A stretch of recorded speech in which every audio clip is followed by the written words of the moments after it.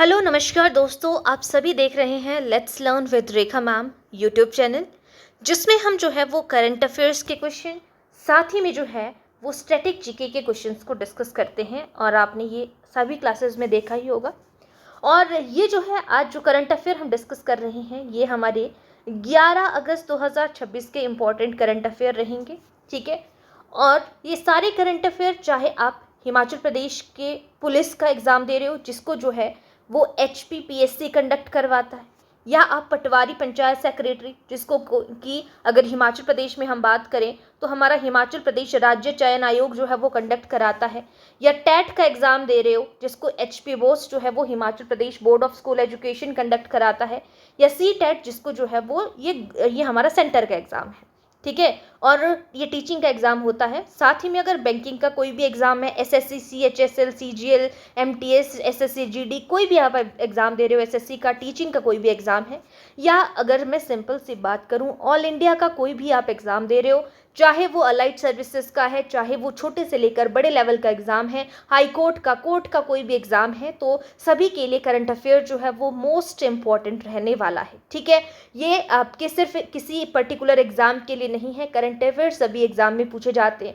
पहले current affair के 2 या 3 क्वेश्चन आपको पेपर में देखने को मिलते थे, स्पेशली अगर मैं हिमाचल में बात करूं। बाकी जगह तो पहले से ही आपको देखने को मिलते थे करंट अफेयर, लेकिन मैक्सिमम कई जगह पर जो है वो पहले थोड़े से क्वेश्चन देखने को मिलते थे। लेकिन अब जो है वो जीके का सेक्शन, हिमाचल जीके है, इंडियन जीके है, इनके सेक्शन को थोड़ा कम करके जो है वो बढ़ा दिया गया है। आपके करंट जो अफेयर्स हैं इनका जो पोर्शन है उसको ज़्यादा कर दिया गया है। ठीक है, इसीलिए करंट अफेयर आप लोगों के लिए बहुत ही ज़्यादा जो है वो इम्पॉर्टेंट रहता है। तो हम उसको जो है वो इसी तरीके से जो है इसीलिए ज़्यादा जो है वो स्ट्रेस करंट अफेयर के ऊपर दे रहे हैं। और डेली आप लोगों ने करंट अफेयर देखना है, क्योंकि अगर आप डेली थोड़ा थोड़ा देखते चलोगे तो आपको चीज़ें वहाँ से याद रहती चलेंगी।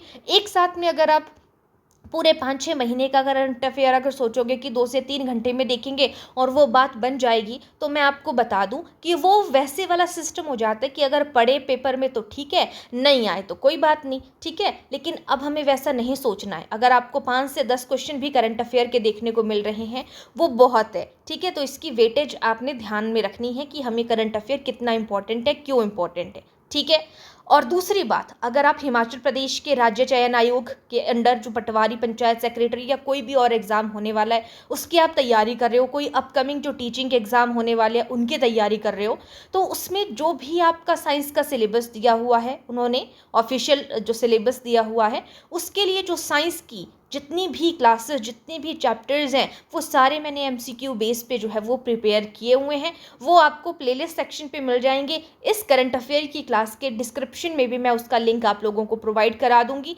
प्लेलिस्ट आप लोगों को वहाँ पे भी देखने को मिल जाएगी। आप सेपरेटली जाकर भी जो है वो प्लेलिस्ट वहाँ से देख सकते हैं। वहाँ पर आपको मॉडर्न हिस्ट्री की भी प्लेलिस्ट मिल जाएगी, साथ में जो है वो करंट अफेयर और ये जो मैंने कहा कि आपको साइंस की प्लेलिस्ट भी वहाँ पर देखने को मिल जाएगी। अब हम बिना टाइम वेस्ट किए जो है वो चलेंगे आज के क्वेश्चंस की तरफ। बढ़ते हैं अपने पहले क्वेश्चन की तरफ। देखिए, जो भी अपॉइंटमेंट्स होती हैं आपको पता है कि वो कितनी इंपॉर्टेंट होती है। तो पहला क्वेश्चन है हमारे पास, यहाँ पे ED के बारे में बात हो रही है कि अगस्त 2026 में प्रवर्तन निदेशालय ED के निदेशक के रूप में किसे 1 वर्ष का जो है वो सेवा विस्तार दिया गया। तो ED के डायरेक्टर के रूप में किसको जो है वो 1 साल का जो है वो उसका 1 साल बढ़ाया गया है। तो वो राहुल नवीन का 1 साल जो है वो बढ़ाया गया है ED के डायरेक्टर के तौर पे। ठीक है, नेक्स्ट क्वेश्चन पे चलते हैं। नेक्स्ट क्वेश्चन है, यूजीन अमेरिका के बारे में हमने पिछले करंट अफेयर में जो है वो डिस्कस किया था कि आपका जो वर्ल्ड एथलेटिक्स चैंपियनशिप है अंडर 20 वाली, वो आपके कहाँ पे हो रही है? एथलेटिक चैंपियनशिप यूजीन अमेरिका में हो रही है। एक क्वेश्चन आपका ये आता है, उसमें हाई जंप में जिसने सिल्वर मेडल जीता था, सिल्वर मेडल रजत पदक जीतने वाले पहले भारतीय कौन बने हैं under 20 championship, world athletic championship में? तो शाहनवाज खान, वसंत कुमार, तेजस्विन शंकर, सर्वेश कुशारे। करेक्ट आंसर हो जाएगा आपका वसंत कुमार है, option number B correct answer है। तो वसंत कुमार ने जो आपका वर्ल्ड एथलेटिक अंडर 20 चैंपियनशिप है उसमें जो है वो सिल्वर मेडल जीता है। और ये वर्ल्ड एथलेटिक अंडर 20 चैंपियनशिप जो है वो यूजिन अमेरिका में आयोजित हुई थी और बसंत कुमार ने यहाँ पे सिल्वर मेडल जीता है। ये चीज़ आपने याद रखनी है। तीसरे इंपॉर्टेंट क्वेश्चन पे चलते हैं। बोला गया है कि अगस्त 2026 में Korea Open Super 300 badminton tournament में अपना पहला BWF वर्ल्ड टूर खिताब जो है वो एक भारतीय हैं जिन्होंने जीता है। तो किस भारतीय खिलाड़ी ने जीता 300 बैडमिंटन टूर्नामेंट में? कहाँ पे हो रही है ये चीज़? जो Korea Open Super 300 badminton tournament की बात कर रहे हैं हम। तो कौन से भारतीय हैं जिन्होंने अपना पहला BWF वर्ल्ड टूर खिताब जो है वो जीता है? PV सिंधु, अनमोल खरब, अश्मिता चालिहा या फिर आकर्षि कश्यप। करेक्ट आंसर होगा Ashmita Chaliha, option number C. Ashmita Chaliha जो हैं इन्होंने अगस्त 2026 में Korea Open Super 300 badminton tournament में अपना पहला BWF वर्ल्ड टूर खिताब जो है वो राष्ट्रीय खिलाड़ी ने जीता है। नेक्स्ट क्वेश्चन है अश्मिता चालिहा, आपने नाम याद रखना है इसमें। महाराष्ट्र के उजनी जलाशय, एक जलाशय है उजनी जिसका नाम है, उसमें 30 to 40 किलोमीटर नहीं परसेंट आबादी बनाने वाली दक्षिणी अमेरिकी मूल की आक्रामक मछली प्रजाति कौन सी है? तो उजनी जलाशय में है वो, जिसने क्या किया है, जो उसने 30 से 40% जो है वो आबादी बना दी है दक्षिणी अमेरिकी मूल की आक्रामक मछली प्रजाति बोला जा रहा है। तो वो कौन सी दक्षिणी अमेरिकी मूल की आक्रामक मछली की प्रजाति है? रोहू है क्या वहाँ पे, केटला है, या फिर सकरमाउथ कैटफिश है, या मृगल है? तो करेक्ट आंसर है सकरमाउथ कैटफिश है, जिसने अपनी 30 to 40% आबादी बना दी है वहाँ पे। और ये कहाँ पे है? महाराष्ट्र के उजनी जलाशय में हम यहाँ पे बात कर रहे हैं, सकरमाउथ कैटफिश पाई गई है। नेक्स्ट क्वेश्चन है fractured communities, tribal histories and the politics of power पुस्तक के लेखक कौन हैं? रामचंद्र गुहा, उमर खालिद, अरुंधति रॉय, शशि थरूर। करेक्ट आंसर है Umar Khalid, option number B. Fractured communities, tribal histories and the politics of power, इनके लेखक है उमर खालिद। नेक्स्ट क्वेश्चन है पुलिस शहीदों के परिवार के लिए जो है एक TG वीर पोर्टल लॉन्च किया। तो वो किस राज्य ने लॉन्च किया? TG वीर। तो TG वीर तमिलनाडु, तेलंगाना, त्रिपुरा या गुजरात? तो तेलंगाना ने, क्योंकि तेलंगाना तेलंगाना यहाँ से बन रहा है।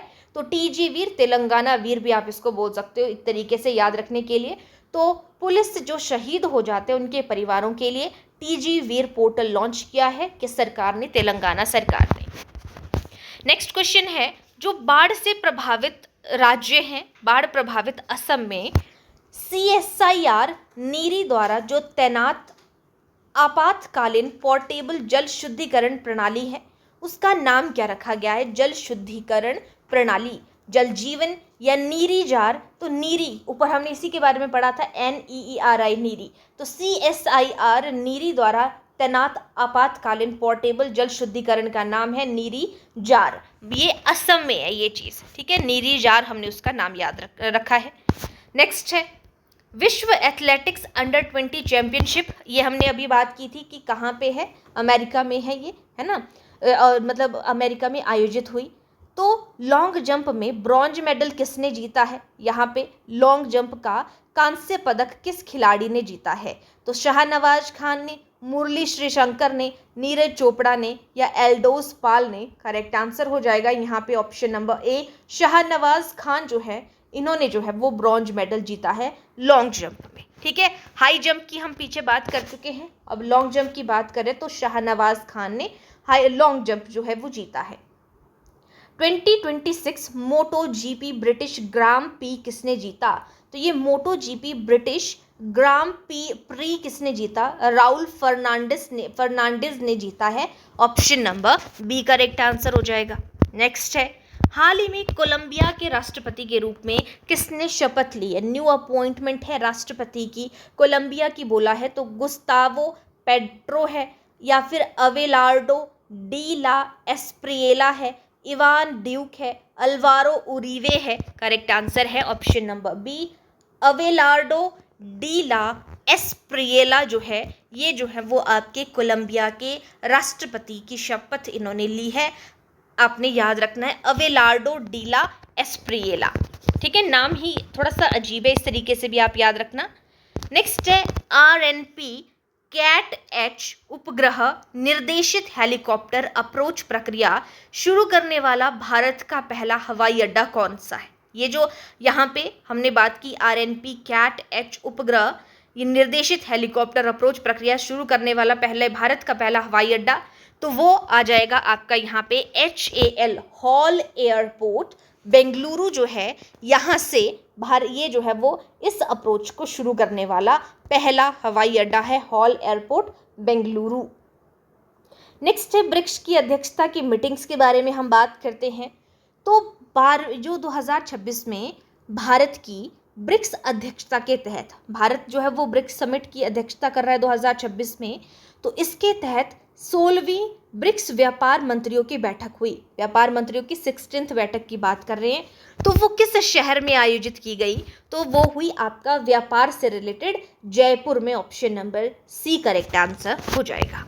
नेक्स्ट क्वेश्चन है, भारतीय नौसेना प्रमुख ने समुद्री सहयोग मजबूत करने के लिए किस द्वीपीय देश का दौरा किया है? समुद्री सहयोग, अगर हम जैसे समुद्री सहयोग मजबूत हो तो हम अपना सामान समुद्र के जरिए मंगवा सकते हैं, तो उसी समुद्री सहयोग को नौसेना प्रमुख कौन सा भारतीय नौसेना प्रमुख ने किया ये चीज़, नेवल हेड जो है समुद्री सहयोग को मजबूत करने के लिए, तो उन्होंने एक द्वीपीय देश है, एक आइलैंडिक देश है जिसका उन्होंने दौरा किया, तो वो कौन सा है? तो वो है मॉरिशस। मॉरिशस का दौरा उन्होंने किया ताकि हमारा द्वीपीय देश का दौरा जो है वो उसको अपने समुद्री सहयोग को मजबूत करने के लिए मॉरिशस का दौरा किया नेवल हेड ने। नेक्स्ट है, भारत ने गैर जीवाश्म ईंधन आधारित स्थापित विद्युत उत्पादन क्षमता में कौन सा मील का पत्थर पार किया? गैर जीवाश्म ईंधन पर बेस्ड जो है भारत ने जो स्थापित था गैर जीवाश्म ईंधन पर आधारित जो बेस था विद्युत उत्पादन क्षमता, उसमें जो है वो मील का पत्थर जो है वो कौन सा पार किया? तो वो है 300 गीगावाट जो है वो उन्होंने उत्पादन क्षमता जो है वो पार की। नेक्स्ट है, क्वाडर एफ मध्यम दूरी की बैलिस्टिक मिसाइल किस देश ने विकसित की? क्वाडर एफ, तो ये जो क्वाडर एफ बैलिस्टिक मिसाइल है किस देश ने ये डेवलप किया है इसको? ईरान, इजराइल, रूस या चीन? तो इसको ईरान ने, क्वाडर एफ ईरान ने जो है वो यहाँ पे विकसित की। Option number A correct answer हो जाएगा, ईरान। नेक्स्ट है, कुछ स्टैटिक जीके के क्वेश्चंस को देखेंगे। सर्वोच्च न्यायालय के बारे में बात हो रही है, सुप्रीम कोर्ट को पूर्ण न्याय करने के लिए विशेष शक्ति प्रदान करता है। तो अगर वो जो सुप्रीम कोर्ट है, अगर हम यहाँ पे बात करें कि न्याय कैसे मिलेगा, अगर रिट जारी करेगा तो कौन से आर्टिकल के तहत रिट होती है? आर्टिकल 330 यहाँ पे बोला है रिट की बात करें अगर हम, तो सुप्रीम कोर्ट रिट जारी करता है आपका 32 के तहत। लेकिन सर्वोच्च न्यायालय को पूर्ण न्याय करने की विशेष शक्ति जो होती है कि वो पूर्ण न्याय कर सकता है, तो वो कर सकता है आपका 142 के तहत। तो इस क्वेश्चन का आंसर होगा option number C 142। Next question है, भीमा नदी पर जो बना है उजनी जलाशय, अभी हमने इसके बारे में बात की थी, किस राज्य में स्थित है? याद रखना कि आपका उजनी जलाशय महाराष्ट्र में स्थित है, हमने पीछे बात की थी इसके बारे में। और ये कौन सी नदी पर बना है? तो ये उजनी जलाशय जो है वो भीमा नदी के ऊपर बना हुआ है, याद रखेंगे इस तरीके से। विश्व जैव ईंधन दिवस कब मनाया जाता है? तो विश्व जैव ईंधन दिवस जो है वो 10 अगस्त को मनाया जाता है। नेक्स्ट है, काकोरी षड्यंत्र से कौन सा संगठन मिला था? तो काकोरी षड्यंत्र जो हुआ था वो आपका भारतीय राष्ट्रीय कांग्रेस इससे जुड़ा था, हिंदुस्तान रिपब्लिक एसोसिएशन, मुस्लिम लीग या गदर पार्टी। तो हिंदुस्तान रिपब्लिक एसोसिएशन जो है वो काकोरी षड्यंत्र से संगठन से जुड़ा हुआ था। नेक्स्ट है, भारतीय सशस्त्र बलों के सर्वोच्च कमांडर जो होते हैं उनके रूप में किसे जाना जाता है? तो सशस्त्र बलों का कमांडर होता है राष्ट्रपति। Option number C correct answer हो जाएगा। नेक्स्ट क्वेश्चन है, अब हम सेंट्रल गवर्नमेंट की बात करें यहाँ पे कुछ कैटेगरीज के रिगार्डिंग कि the union government has opposed petition seeking the introduction of a creamy layer exclusion within which of the following communities। बोला जा रहा है कि केंद्र सरकार ने निम्न में से किन समुदाय के भीतर क्रीमी लेयर बहिष्करण लागू करने की योजनाओं का याचिकाओं का विरोध किया है? कि जो क्रीमी लेयर होती है ना उनका बहिष्कार कर देना है, कुछ कैटेगरीज का बहिष्कार कर देना है, तो उन याचिकाओं का विरोध किसने किया है? ओबीसीज ने किया है सिर्फ, या SC STs ने किया, या सिर्फ SC या सिर्फ ST रे? तो ये जो है जो SC और ST है ना, इन सभी ने जो है वो यहाँ पे बहिष्कार किया है कि क्रीमी लेयर बहिष्कार लागू नहीं होना चाहिए, इसका विरोध किया है इन्होंने। ठीक है, याद रखेंगे। नेक्स्ट क्वेश्चन है the proposed creamy layer exclusion, जिनके बारे में हम अभी बात कर रहे थे पिछले क्वेश्चन में, and STs was shout on the line of the system already applicable to which category, यानी कि SC STs के लिए जो प्रस्तावित क्रीमी लेयर बहिष्करण की हमने बात की, जिसका SC और ST बहिष्कार कर रहे हैं, किस श्रेणी में पहले से लागू व्यवस्था की तर्ज पर मांगा गया था? ये किस तर्ज पर था? ये economical weaker sections, scheduled caste, other backward classes या जनरल कैटेगरीज? तो ये अदर बैकवर्ड क्लासेस जो है ना, अन्य पिछड़े वर्ग, इनकी तर्ज पर मांगा गया था, ये इनके तौर पे मांगा गया था कि ये नहीं होनी चाहिए, है ना। तो option number C correct answer हो जाएगा। नेक्स्ट क्वेश्चन है माइक्रो MSME के बारे में आपने सुना है। MSME हम कई बार वर्ड यूज करते हैं, तो MSME का मतलब है micro small medium enterprises development amendment bill 2026 was approved by the लोक सभा on which date? सूक्ष्म लघु और मध्यम उद्यम विकास संशोधन विधेयक 2026 को लोकसभा ने किस तारीख को मंजूरी दी है? तो ये MSME डेवलपमेंट जो विधेयक है, इसको कौन सी डेट को मंजूरी दी है लोकसभा ने? तो इसको मंजूरी दी है 6 अगस्त 2026 को। Option number C correct answer हो जाएगा। नेक्स्ट है युवा शतरंज प्रतिभाओं की नर्सरी के रूप में उभरा रतु सिंह नामुवाडा गुजरात के किस जिले में स्थित है? रतु सिंह नामुवाडा, तो ये कौन सी जो यहाँ पे नर्सरी के रूप में उभरा, प्रतिभाओं की नर्सरी, शतरंज प्रतिभाओं की नर्सरी, एक जगह की बात कर रहे हैं, रतु सिंह नामुवाडा गुजरात के, तो ये गुजरात के जो है वो महिसागर में, ठीक है, Mahisagar option number B correct answer है, वहां से जो है ये उभरा है, ऑप्शन B। नेक्स्ट क्वेश्चन है approximately how many trophies and medals have been proposed by young chess players from रतु सिंह नामुवाडा, यानी कि जो रतु सिंह नामुवाडा के युवा शतरंज, जो ये जगह की बात की हमने, है ना, और ये हमने बात की कि महिसागर जगह की बात, तो ये शतरंज खिलाड़ियों ने लगभग कितनी ट्रॉफियां इन्होंने जीती हैं? तो इन्होंने जो है वो ऑप्शन B करेक्ट आंसर है, 120 ट्रॉफीज और 179 मेडल्स जो है इन्होंने जीते हैं। रतु सिंह नामुवाडा के शतरंज वाले जो खिलाड़ी हैं, 120 ट्रॉफियां इन्होंने जीती हैं और 179 मेडल्स इन्होंने जीते हैं। ऑप्शन B करेक्ट आंसर होगा।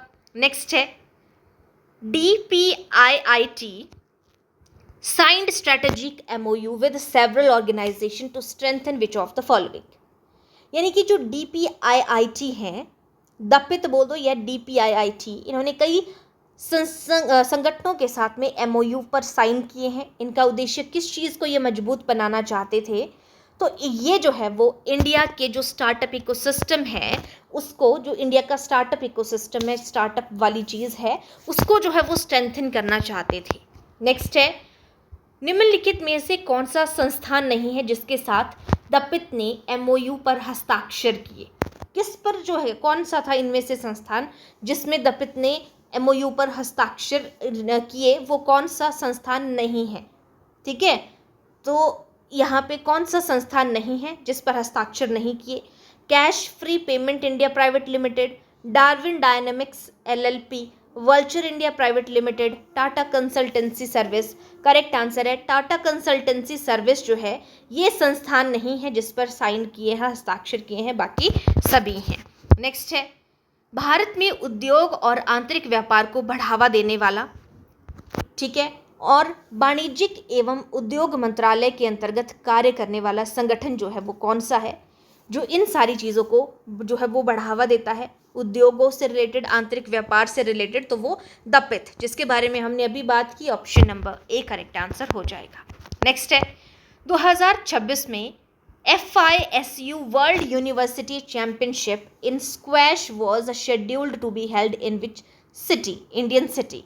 2026 FISU world university championship in squash का आयोजन भारत के किस शहर में निर्धारित किया गया था? तो 2026 की बात करें तो मुंबई में किया गया था। FISU 2026 option number C correct answer हो जाएगा। इसी से रिलेटेड नेक्स्ट क्वेश्चन है आपके पास कि कौन सा इंडियन स्क्वैश प्लेयर है जिसने ब्रॉन्ज मेडल जीता था previous FISU world university squash championship and was part of India's 2026 contingent. ध्यान से इस क्वेश्चन को देखिएगा। बोला जा रहा है यहाँ पे कि पिछली FISU world university squash championship में ब्रॉन्ज मेडल जीता था और 2026 का जो भारतीय दल का हिस्सा रहे भारतीय स्क्वैश खिलाड़ी भी हैं। तो इनका नाम क्या है? सूरज चंद, option number A Suraj Kumar चंद है। ये ध्यान रखना, पूरा नाम इनका सूरज कुमार चंद है। पिछले वाले FISU जो हुआ था उसमें इन्होंने ब्रॉन्ज मेडल जीता था, लेकिन अब जो ये भारतीय दल का हिस्सा रहे 2026 का जो ये FISU हुआ ना यहाँ पे, इसमें इन्होंने गोल्ड मेडल जीता था और ये भारत का सदस्य रहे हैं यहाँ पे 2026 में जो मुंबई में हुआ। पिछले वाले में इन्होंने ब्रॉन्ज मेडल जीता है। इस तरीके से आपने याद रखना है, ठीक है। नेक्स्ट क्वेश्चन है, For financial year 2026-27, how many NBFCs did the RBI identify under the NBFC upper layer category based on the financial position as of 31st March 2026? ठीक है, तो यहाँ पे कितना हो जाएगा? 17। ये क्वेश्चन हम पहले भी डिस्कस कर चुके हैं। नेक्स्ट क्वेश्चन है इसी से रिलेटेड कि जो NBFCs को NBFCUL के रूप में पहचानने की प्रक्रिया RBI के किस नियामक ढांचे के अंतर्गत की जाती है? तो ये प्रॉम्प्ट जो करेक्टिव एक्शन फ्रेमवर्क है उसके तहत, स्केल बेस्ड रेगुलेशन फ्रेमवर्क के तहत, वेसल 3 फ्रेमवर्क के तहत या लिक्विडिटी एडजस्टमेंट फ्रेमवर्क के तहत। करेक्ट आंसर हो जाएगा option number B scale based regulation framework जो है उसके तहत जो है ये की जाती है। नेक्स्ट क्वेश्चन है, the RBI released the draft Reserve Bank of India Non-Banking Financial Companies Credit Facilities Amendment Directions 2026 primarily to strengthen the regulatory framework relating to what? RBI ने जो ड्राफ्ट RBI यानी कि NBFCs credit facilities amendment direction 2026 मुख्यतः किससे संबंधित नियामक ढांचे को मजबूत करने के लिए जारी किए? तो ये इन्होंने जारी किए अमेंडमेंट डायरेक्शन जो हमने बात की, तो किस चीज़ को मजबूत करने के लिए इन्होंने ये चीज़ जो है वो यहाँ पे जारी की? तो करेक्ट आंसर होगा NBFC जो लैंडिंग प्रैक्टिसेस हैं, ऋण देने की जो प्रथाएं हैं उनको मजबूत करने के लिए, ठीक है। नेक्स्ट क्वेश्चन है UPI पेमेंट से रिलेटेड है कि दुबई में स्थित एट द टॉप बुर्ज खलीफा की ऑनलाइन बुकिंग करने के लिए UPI भुगतान NIPL नियोपे और किस कंपनी की साझेदारी से सक्षम हुआ? तो ये NIPL नियोपे और किस कंपनी के साथ में साझेदारी से ये चीज़ सक्षम हुई? तो ये एमिरेट्स NDB या फिर MR entertainment, Dubai Islamic bank या फिर माशरेक बैंक। तो करेक्ट आंसर होगा इमार इंटरनेशनल एंटरटेनमेंट। तो यहाँ पे नियोपे और इमार एंटरटेनमेंट कंपनी की साझेदारी से सक्षम हुआ UPI भुगतान, ठीक है। नेक्स्ट है सेबी से रिलेटेड बात हो रही है। यहाँ पे बोला जा रहा है कि सेबी की जो एनुअल रिपोर्ट होती है 2025-26 के अनुसार IPOs के माध्यम से जुटाई गई जो धनराशि है उसके मामले में भारत का वैश्विक स्तर पर कौन सा स्थान रहा है? जो उन्होंने धनराशि जुटाई है उसके तौर पे भारत का तीसरा स्थान रहा है IPOs के माध्यम से जुटाई गई धनराशि के मामले में। नेक्स्ट क्वेश्चन है सेबी की जो एनुअल रिपोर्ट 2025-26 के अनुसार IPO से संबंधित, मैंने 6th पोजीशन आपको बताई, तो वो किस पैरामीटर में भारत ने वैश्विक स्तर पर शीर्ष स्थान बरकरार किया है? तो भारत का ये जो IPO से संबंधित हमने पीछे बात की, इसमें 4th पोजीशन था भारत का वैश्विक स्तर पर जो धनराशि जुटाई थी उस मामले में। लेकिन यहाँ पे वैश्विक लेवल पे बोला जा रहा है किस पैरामीटर से ये मापकर जो है वो फर्स्ट पोजीशन भी रही है? तो वो नंबर ऑफ IPOs के तौर पे, option number A number of IPOs की अगर बात की जाए तो उसके लिए जो है वो भारत शीर्ष स्थान पर बरकरार रहा है। नेक्स्ट है सेबी के द्वारा घोषित जो फाइनेंशियल ईयर 26-27 रोड मैप है उसमें सभी बातों पर ध्यान दिया गया है, सिवाय कौन सी चीज़ पर ध्यान नहीं दिया है? इंक्रीजिंग कंप्लायंस बर्डन, अनुपालन बोझ को बढ़ाने की बात नहीं की है, बाकी नियमों को सरल बनाने की बात की है। जो डीपनिंग कैपिटल मार्केट्स, पूंजी बाजारों को गहरा करने की बात की है। स्ट्रेंथनिंग इन्वेस्टर्स प्रोटेक्शन, जो इन्वेस्टर्स हैं उनको जो उनकी जो प्रोटेक्शन है, संरक्षण को मजबूत करने की बात की गई है। ऑप्शन सी करेक्ट आंसर हो जाएगा। ठीक है, नेक्स्ट है अगस्त 2026 को 6 अगस्त 2026 को लोकसभा के द्वारा पारित taxation and other laws amendment bill 2026 ने यूपीआई और अन्य अधिसूचित इलेक्ट्रॉनिक भुगतान माध्यमों पर शुल्क की अनुमति देने हेतु किस अधिनियम से संबंधित प्रावधानों में संशोधन किया? टैक्सेशन एंड अदर लॉज 2026 में यूपीआई और अन्य कौन सा इलेक्ट्रॉनिक भुगतान माध्यमों पर शुल्क की अनुमति देने हेतु उन्होंने जो उनके अमेंडमेंट्स है, प्रावधान है, उनमें संशोधन किया। तो कौन से अधिनियम पे संशोधन किया? जो यहाँ पे पेमेंट एंड सेटलमेंट के बारे में बात कर रहे हैं हम, यहाँ पर payment and settlement system act 2007 जो है, इस पे फिर से मैं क्वेश्चन को बता दूं। 6 अगस्त 2026 को लोकसभा ने पारित किया taxation and other laws amendment bill 2026। इसने जो है वो यूपीआई और जो अन्य अधिसूचित इलेक्ट्रॉनिक भुगतान माध्यमों पर शुल्क की अनुमति देने हेतु payment and settlement system act 2007 प्रावधान जो है इनमें संशोधन किया है। नेक्स्ट है the July mass uprising memorial museum was inaugurated in Bangladesh at the former official residence of which former prime minister. कौन से हमारे पूर्व यहाँ पे प्रधानमंत्री थे? बांग्लादेश में जुलाई मास अपराइजिंग मेमोरियल म्यूजियम का उद्घाटन किस पूर्व प्रधानमंत्री के पूर्व आधिकारिक आवास पर किया गया था? तो ये किया गया था शेख हसीना जो थी, इनके पूर्व आवास पर किया गया इस म्यूजियम का उद्घाटन यहाँ पे। नेक्स्ट है भारत और दक्षिणी अफ्रीका ने ब्रिक्स 2026 ट्रेड मिनिस्टर्स मीटिंग के दौरान किस भारतीय शहर में द्विपक्षीय वार्ता की? तो ट्रेड यानी कि व्यापार से संबंधित, ये हमने पहले भी पढ़ा, जयपुर में जो है ये वाली मीटिंग जो है आपकी हुई, तो यहीं पर इन्होंने द्विपक्षीय वार्ता की। नेक्स्ट है भारत ने 6 अगस्त 2026 को अग्नि 4 मिसाइल का सफल यूजर ट्रायल किस स्थान पर स्थित इंटीग्रेटेड टेस्ट रेंज से किया? तो वो कौन सी थी, किस स्थान पर स्थित थी जिसका ये किया? यहाँ पे अग्नि 4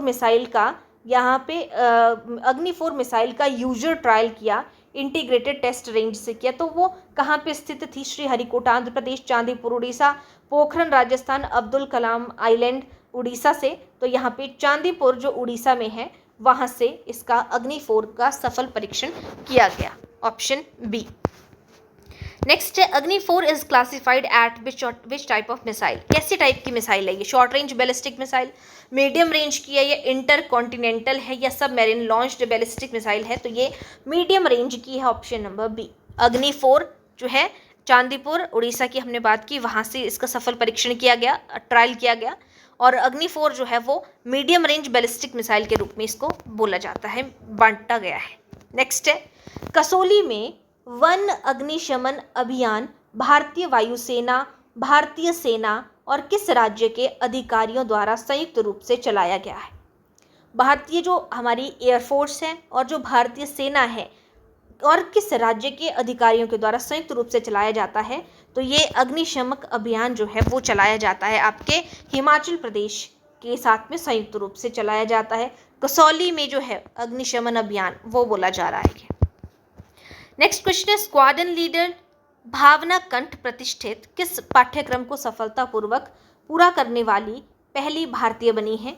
तो लीडर भावना कंठ आपने याद रखना है, भावना कंठ जो है वो किस पाठ्यक्रम को सफलतापूर्वक पूरा करने वाली पहली भारतीय महिला बनी है? इन्होंने फाइटर कॉम्बैट लीडर बनी है, ये option number A, fighter combat leader FCL बनी है स्क्वाड्रन लीडर भावना कंठ।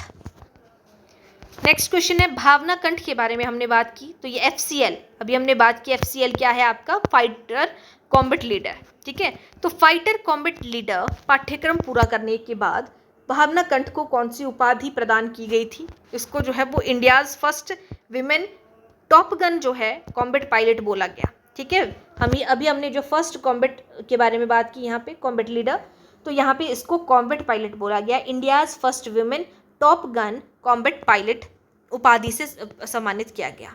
नेक्स्ट है, IBM ने भारत में जो सॉवरेन AI सॉल्यूशंस को गति देने के लिए किस भारतीय AI स्टार्टअप के साथ रणनीति साझेदारी की है? तो वो की है इन्होंने सर्वम के साथ में रणनीति जो है वो साझा की है। Option number B correct answer हो जाएगा। IBM ने भारत में सॉवरेन AI सॉल्यूशंस को गति देने के लिए भारतीय AI स्टार्टअप सर्वम के साथ में रणनीतिक साझेदारी की है।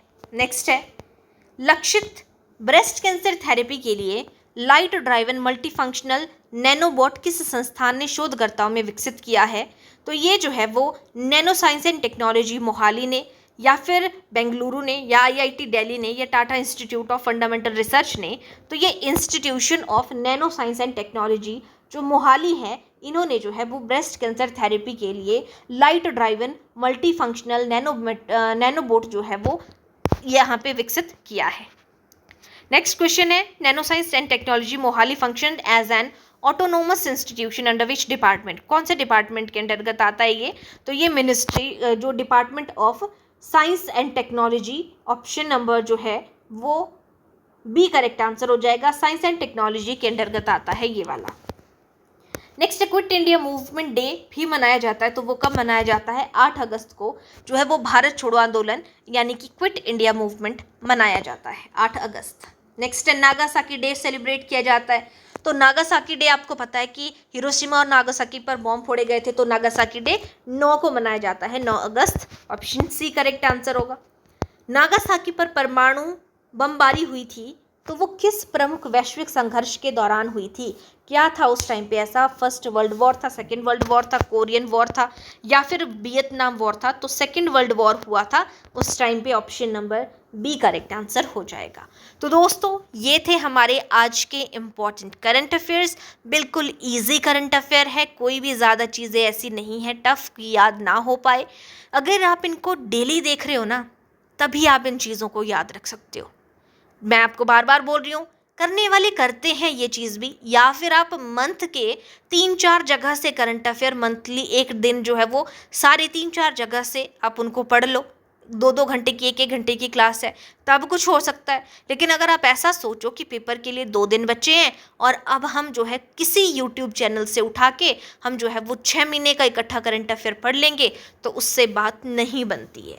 उसके लिए आपको डेली करंट अफेयर पढ़ने पड़ते हैं, अगर आप फुल ऑन स्कोर जो है वो करंट अफेयर में करना चाहते हो तो। ठीक है, तो आज के लिए हम इतना ही करेंगे। और जैसे मैंने आपको बता दिया है, इस क्लास के प्लेलिस्ट सेक्शन पे मैं आपको पटवारी के एग्ज़ाम के लिए जो साइंस का सिलेबस HPRC ने दिया है, उसकी सारी चीज़ें, सारी डिटेल आप लोगों को यहाँ पे मिल जाएगी। प्लेलिस्ट पे आप विजिट करिएगा, इसमें भी डिस्क्रिप्शन बॉक्स में मैं आप लोगों को इसका लिंक दे दूँगी। ठीक है, तो आज के लिए इतना ही। बाकी हम मिलते हैं नेक्स्ट क्लास में नेक्स्ट इंपॉर्टेंट करंट अफेयर्स के साथ। तब तक के लिए धन्यवाद।